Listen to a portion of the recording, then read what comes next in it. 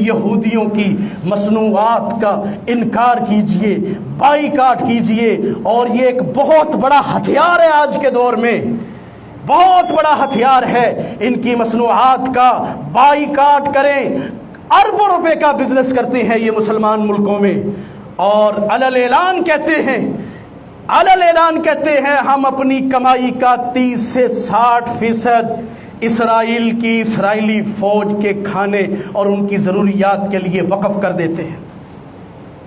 اور سویلین کو مارنا، فلسطینی نہتوں کو مارنا، یہ ان کے مشن میں شامل ہے۔ ابھی کل پرسوں ہی میں ایک اسرائیلی جنرل کا انٹرویو سن رہا تھا، وہ کہہ رہا تھا ہماری جنگ جہاں فلسطینی مجاہدوں کے ساتھ ہے، جہاں حماس کے مجاہدوں کے ساتھ ہے، وہاں ہماری جنگ سویلین کے ساتھ ہے، نہتے مسلمانوں کے ساتھ ہے۔ اسی کا نتیجہ تو ہے کہ